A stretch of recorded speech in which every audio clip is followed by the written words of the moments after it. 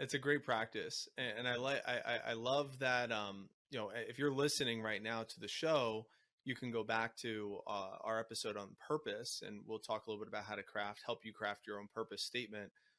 And I really love what Link is saying here, which is once you get clear of your purpose statement, it's tacking them on to your core values, which we also have an episode on, and taking those, defining them, reminding yourself of them, doing these affirmations, these I am statements, and anchoring that in. Link, I am curious though. You said you're very secure in the faith.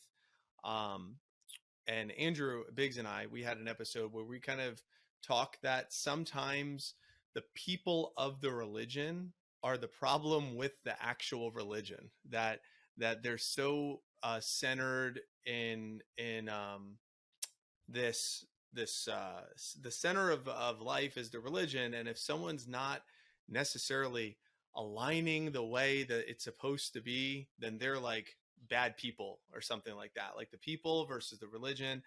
For someone so secure in your faith, I figured, hey, I'm going to ask you some stuff.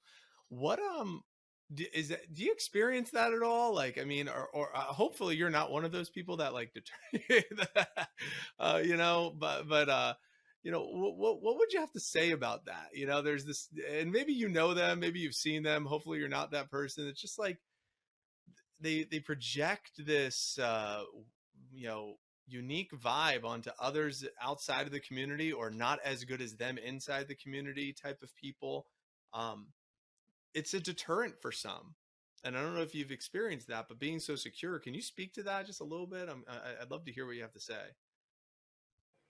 Yeah, I mean, I think that's one of the big problems with faith today. Faith in America, people are Christian because they're American, and then they they feel like there's sort of like this good or bad.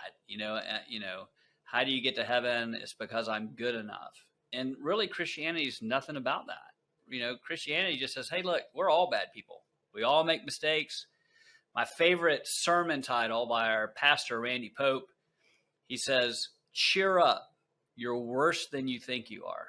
And I believe that. I mean, so give yourself a break. Forgive yourself, forgive others, and realize that it has nothing to do with what you do. None of us deserve any of it. And it's all about the finished work of Jesus on the cross. And that's what we believe as Christians.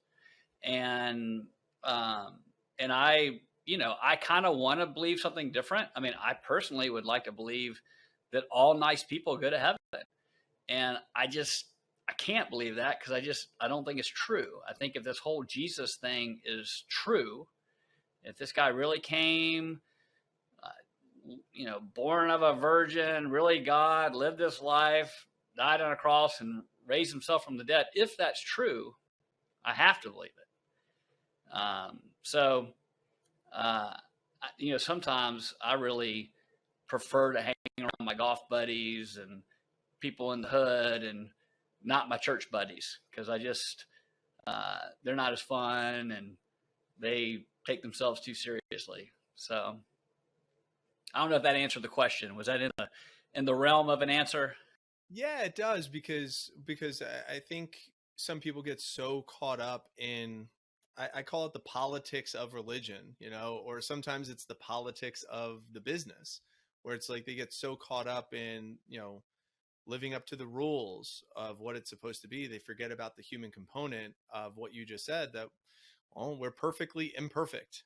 And having a lot of grace around that is a really great way of viewing it. Because I know growing up Jewish, going to temple, it was like clicky. It was like a bunch of little cliques, and it was like I felt like I wasn't Jewish enough to be a part of like certain cliques, and it's almost like a deterrent from the faith, or from the faith aspect of the religion, which is unfortunate. Because I assume, I don't want to assume, I'm going to ask, for someone who's gone through tragedy, which I know I have, and I know you have, death of a loved one. Andrew Biggs and I had an episode on this. Sometimes the foundation of the security that we have within that religion or within that faith is questioned. Some people that project their insecurities or project their judgment, sometimes having gone through tragedy, to have forced their opinions onto others. So for you to have gone through the tragic loss of a son, Tyler, I how did your faith play a part in this?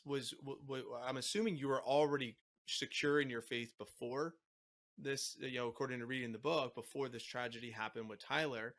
And how did that faith carry over? Like, was it questioned during this time frame? And if so, how was it questioned? If it wasn't, how did you stay so secure? I'd love to hear from you on that. And I know you do a good job at explaining this in the book. I would just love to hear about it. Yeah, I mean, it's so Tyler passed away. He was a student at Auburn, passed away when he was 20 years old. Um, and, uh, not a day goes by where I wish that God's plan for my life was different, that Tyler was still with us, that, he'd be 30 now. Would he be married? What would he look like? But I have to continue to worship a God that will allow that to happen. And, um, that's not easy. Thinking about the sovereignty of God and his, does he really allow people he loves to go through these challenges like that? And I think about the story of Job in the Bible, and he went through this whole deal where he lost his family and his health, and then God restored it. But Job might have liked his first family too, and he kind of misses them. And I wish that we still had Tyler here. And so one thing that's helped, and I talk about this in the book, is I think of Tyler was really never mine. He was never ours. He's always been God's. The day God gave us Tyler, he knew he was going to take him home early. And we have to be good stewards of what God gives us. I'll often say, if you want to know about someone's faith, the best way to do it is look at their checkbook, look at how they spend their money. And stewarding money's hard. Stewarding kids is even harder. So that's helped a lot, just having that mindset that, hey, I'll see Tyler again. God has plans for all of us. Sometimes the plans for us to live long, full lives, and sometimes he has a different plan for us. And his plan for Tyler was different.